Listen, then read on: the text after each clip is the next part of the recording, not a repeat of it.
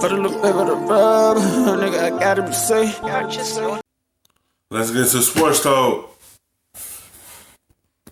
I am not. What I am saying is it's not consistent. In other words, you're sitting there and you're applying it to certain people, and you're letting other people who do the same exact thing that find themselves under similar conditions off the hook because you like them. I'm saying if the argument is what it is, it should be applicable to everybody. If Carson Wentz is devoid of the necessary weapons in order to be productive, then excuse me, I don't want to hear when Nick Foles looks like trash and you want to let him off the hook. I don't want to hear when Patrick Mahomes. Nick Foles is as good a quarterback being literal. as I'm just throwing his name out there. I'm saying it could be anybody. It could be Patrick Mahomes. It could be Deshaun Watson. It could be anybody. Your argument should be the same. If they're devoid of the weapons necessary, let me explain. They're devoid of them. I completely reject that I'm being inconsistent there. I will say this, because in fact I was I'm not as big a Carson Wentz guy as Dan, obviously, because as the evidence changes, so does my opinion. However, I don't have like a religious. Everyone's still stuck on this Nick Foles train.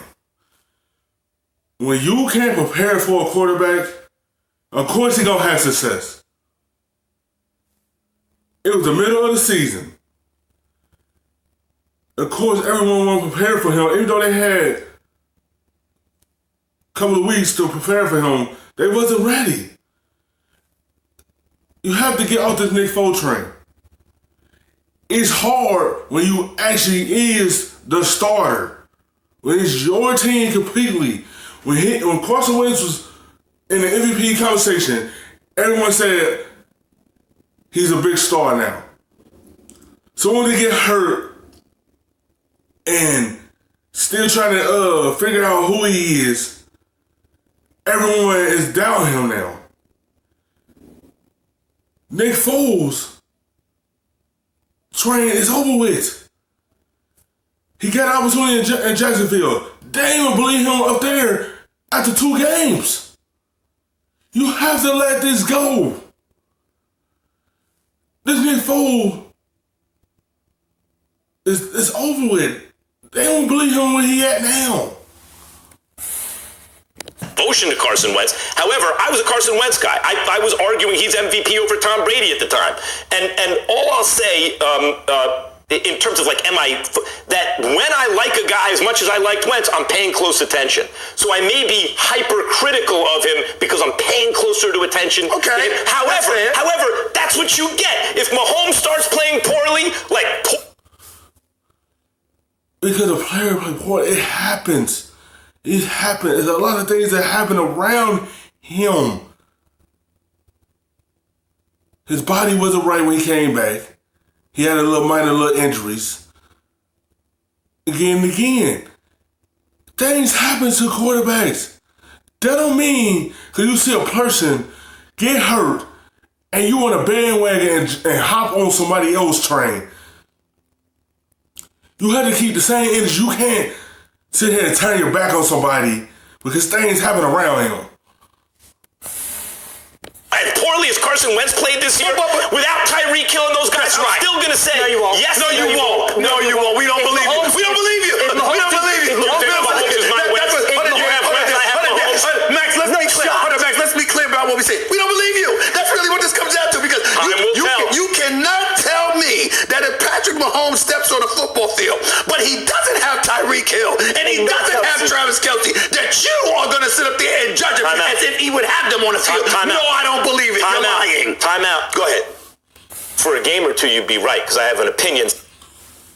No, you won't. It'd be the same thing if Patrick Mahomes lose his weapons. He'd be the same predicament as Carson Wentz is right now. And you will holler right off of Patrick Mahomes bandwagon. You would not even talk about him. You'll say he's not a good quarterback anymore. You can't be biased. You got to be the same guy to ride with that man no matter what happens around him. If he loses his targets like Carson Wentz, you'll be saying the same thing about him like you're doing with Wentz. Instead of Mahomes based on the evidence so far, I think I know what I'm looking at when it comes to Mahomes. If he went through 12 12, 13, 14 games of a season, devoid, as you would say, of weapons, and played like Carson Wentz has played so far, I would make some excuse. At a certain point, I would say, okay, Mahomes ain't playing well. That hasn't happened. And also, hold on. He just got slick. Because he said lesser weapons as if there's some level of consistency. I'm saying, what if they were here one game, down another, dropping past one game, making them another, running wrong routes one game, not running wrong routes the other. What I'm saying to you is that you would make sure to highlight and pick apart those things. But when it comes to somebody else, all of a sudden you just want to sit up there and write the epitaph. I'm not going to let you do that. No. I'm saying, wait a minute, be consistent with that. No, that's all I'm saying. I disagree. I would say this about Wentz. Like, I know what you guys are getting at. You're saying, we say you're lying. You smell something. We say you're lying. I'm not lying, but you smell something. This is what I would say about Wentz. That's what you're saying. We're not saying you smell MVP through 13 weeks goes down. I thought they were toast. Right. They win the Super Bowl with Nick Foles, who's the Super Bowl MVP. Okay. The next year, they're going nowhere. Foles comes in. I saw offense, defense, and special teams juiced by Foles' presence. I'm gonna you heard right now. Let that go. When he went down, they wasn't expecting Nick Foles to get in. They were still preparing for Carson Wentz. It's different when you're that guy. It's different when you're the starter. They can prepare for you. They're not going to really prepare for a backup. They probably did prepare for Nick Foles in case that happened. But at the same time, when you're fully the starter, it's different. It's a lot of pressure on you. You have to let this Nick Foles stuff go. He had one magical year. That's it. You need to watch some Jacksonville games. They don't believe this man after 2 games up in Jacksonville. They put Mitchell back in over him. You have to let that stuff go. Out of that locker room, the same thing, that they like Foles. They go on a run, they make the playoffs, they win a playoff game. I was looking this year for Carson Wentz's influence on the team. What I saw was a team that came out flat, offense, defense, and special teams. And in addition to that, poor play by Carson Wentz. Okay. And so when he had Deshaun Jackson, you see how this offense flows. When he had Alshon Jeffrey, when he had Aguilar, this offense flows. They all start dropping like flies. And that's when you see the offense been stagnant because Deshaun Jackson couldn't stay on the field. He's still hurt. Everything's derailed right now. Alshon Jeffrey got hurt last night. When you have all your weapons that's hurt around you, it changed everything. Yesterday happens, and you and I argued last week that you think one of the things missing with Carson Wentz is his ability to elevate people and his leadership skills. So how can you explain yesterday, at home, down 17-3, playing with guys he's never played with, team decimated with injuries, getting booed, that kid had the most impressive and needed win of his career? How do you explain that he's throwing passes to guys that haven't played before, he's never had reps with before? And give him credit for that. I was trying to get hurt last night. You had to go with practice guys. You had to go from a guy who played in the AFL in Grant Ward, and you had to rely on your star tight end. And you had to worry about the other wide receiver that had to come in for Alshon to the injury. He reeled his team to a win. He had to get used to them being on the field for one night. We don't know how long Alshon out. We don't know how long Deshaun Jackson out. We don't know how long Aguilar out. He had to rely on them last night, and he willed that team to win because he knows it's a must need. If you're going to sit there last week and say, my biggest concern with Carson Wentz is I've never seen him do this, and then on national television, he does it when every reason he would have to not do it was there. That was an impossible, improbable ask. And don't say it was because it was against the Giants. Well, it is, That's the same Giants team that Lambeau Field last week was in a one-score game late in the third quarter against the Packers. No, a two-win team. But you can't just go, well, they were playing the Giants. A two-win team with their backup quarterback. Come on, guys. Okay, this is what I would say to you. It's Eli Manning. That's not a typical backup. That's a future Hall of Fame quarterback. It's Eli Manning. It's always gonna be people with excuses what team they play. Everyone is in the NFL. It don't matter what your record is. You still gotta go out there and play against them. You can't look past them because they still gonna win the game against you. It don't matter who you playing. Everyone's in the NFL. You play them. It don't matter. You still gotta go out there and take care of business. You can't look at their record. It don't matter who you played. They still got guys on that team. And you know the record don't show it. But at the same time, it's Eli Manning. Eli is the backup. He's not just any backup Molly, quarterback. I'm debating Dan. That's a valid point.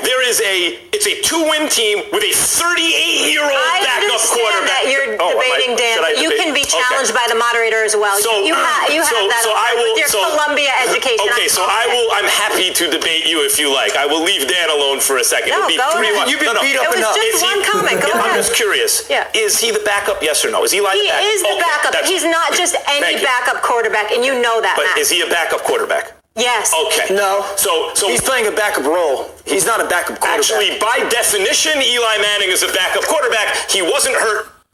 He's playing a backup role. He's not a typical backup. He just lost his job in the beginning of the year. He's not a typical backup. Because he's not. He ain't been a backup in so long until this year.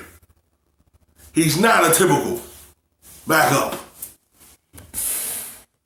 And he was sitting on the bench because they played a starter. Before you continue, I would like the record to show that you've never, in all your Giants fandom, you have never called Eli Manning a backup. He just because he wasn't backing up until now. No, until this morning. Okay, wait. He just I just want to point out something to everyone. Hall of Famer last week. The question, right? He's a Hall of Famer. Now he's a backup. How can you sit here and say the same things last week? The kid does the one thing that you point out. I'm trying to address that. Okay, I'm trying to address that. Give me your excuse. Go ahead. It's not an excuse. I give him credit for Just answer the question. If you ask me, does Wentz, do you see anything that you can take out of that that's a positive for Wentz? Yes, that's a positive for Wentz. With the chips on the line, yes, against a bad and tired defense, sure. Nevertheless, with the chips on the line, he came through. If you're looking for something to like about Carson Wentz, you can absolutely check that. That's a piece of evidence. It's not a huge piece, but it's a nice little piece of evidence in that column. And if any of these starting quarterbacks lose their target, when Patrick Mahomes, he lose the guys around him, he might not be the same. He might downgrade a little bit. Baltimore, if they lose the targets around, the guys around Lamar, we don't know how the team will be. We can't be like that. You can't switch a rule on a guy for what's going around him. You can't turn your back on him. You sit here wanting to be MVP, something happened, and now he's the back of your mind because how he been playing. It's the stuff that happened around him.